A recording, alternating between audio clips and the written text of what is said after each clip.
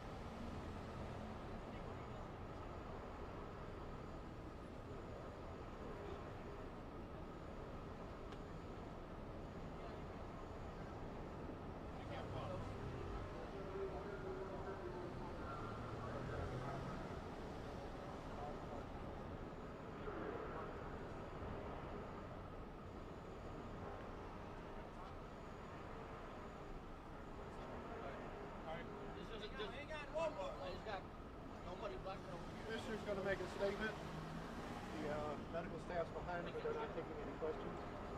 And then his team members will be behind, firefighter team members, and the rest of the department will be ready. So we're about to start. All right, so get ready. All right.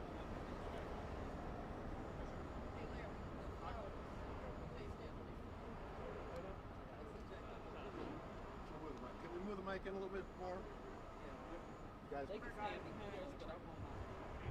Or we can take it back out. Which would you prefer? We can take it back out? Take it back out? Okay. Cable good? Cable good? How about this? That's far enough to go over. Yeah, I don't want to mess up. That's good?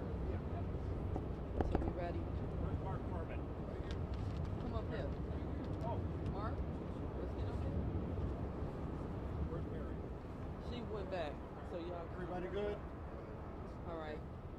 Good morning. Unfortunately, I stand here again today with bad news to report on the Chicago Fire Department. We lost a beloved member again this morning, doing what we do every day, going to emergencies, fighting fires, the things that put our lives in jeopardy every day.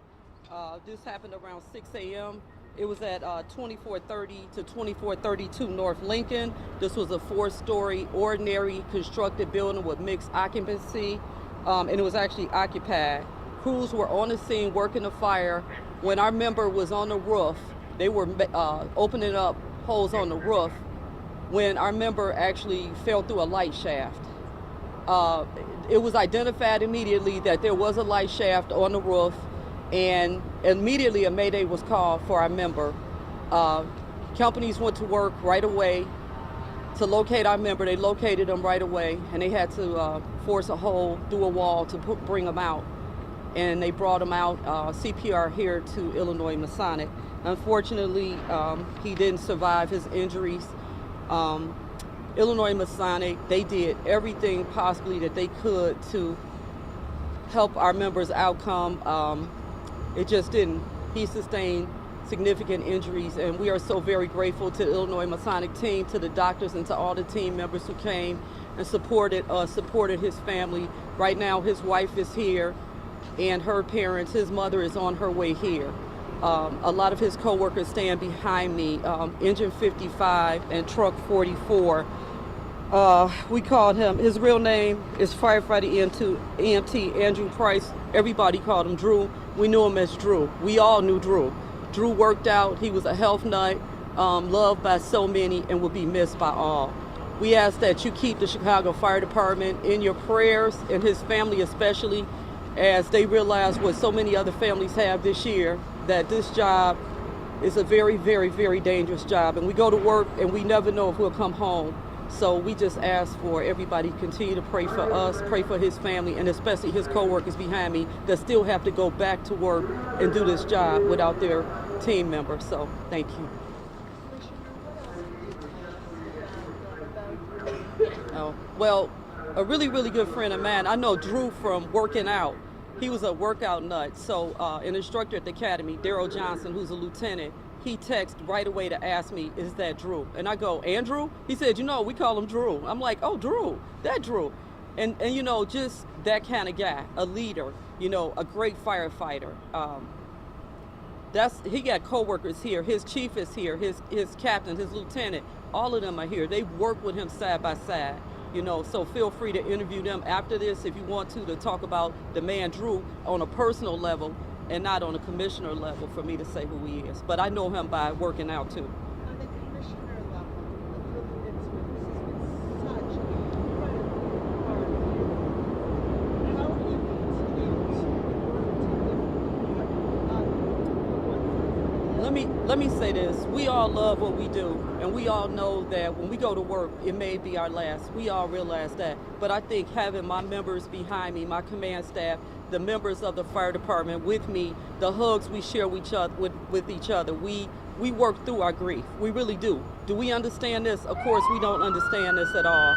I'm gonna tell you, I've shed a lot of tears today. This is really a good moment for me to talk, but I'm thankful to them for sharing their hugs with me. His family, his wife is just so grateful, of the support. That's who the fire department is. When times get rough, we hang together and we stick with one another. And you were saying this chief is here. Yeah. Is he back here? I can't see back there. Is this chief back there? Mike.